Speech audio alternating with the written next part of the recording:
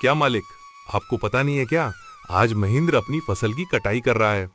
इस साल तो महेंद्र ने बहुत अच्छी गेहूं की फसल उगाई है।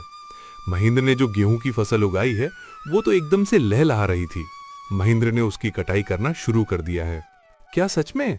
ये तो बहुत अच्छी खबर है कि महेंद्र आज फसल की कटाई कर रहा है। चलो चल कर देखते हैं।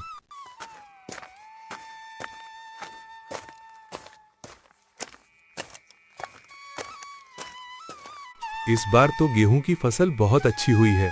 अगर आधी जमींदार साहब भी ले जाएंगे तो फिर भी मेरे पास कुछ तो बच ही जाएगा।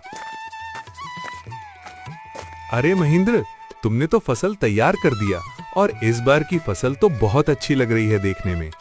हाँ मालिक, इस बार मैंने गेहूं की फसल लगाई है। इतनी अच्छी गेहूं की फसल उगाने के लिए इस बार मैंने अपना खून पसीना एक कर दिया है। मैंने दिन रात मन लगाकर इस खेत में बहुत मेहनत की है, तब जाकर इतनी अच्छी फसल हो पाई है। इसलिए अब तो मैंने कटाई भी शुरू कर दी है। अरे ओ महेंद्र, ये तो मेरी उपजाऊ जमीन का कमाल है। तुम्हारी मेहनत से कुछ नहीं हुआ है, उपजाऊ जमीन के कारण इतनी अच्छी फसल हुई है। तुम्हारी मेहनत हो या ना हो, फसल तो अच्छी होनी ही थी। मालिक, खेत भले ही उपजाऊ हो, अगर उसमें मेहनत नहीं होगी तो फसल कैसे उगेगी? मैंने बहुत मेहनत की है इस खेत में। ज्यादा मत बोल महेंद्र, मेहनत तो किराए के मजदूर भी करते हैं।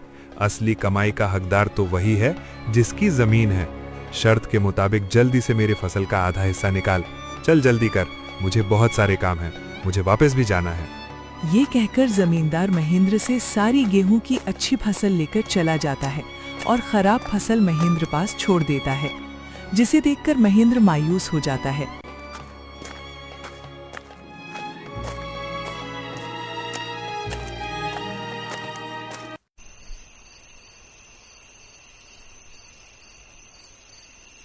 हे ईश्वर, इतनी जीतोड़ मेहनत करने के बाद बस इतनी सी फसल मेरे हाथ आई है।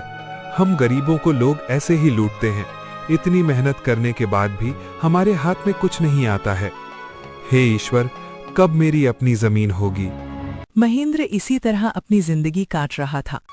कुछ महीनों बाद महेंद्र की बेटी रानी, जो शहर पढ़ने के लिए गई थी, वापस गांव आ जाती है। वापस गांव आने पर जब उसने गांव का नजारा देखा तो उसे बहुत दुख हुआ।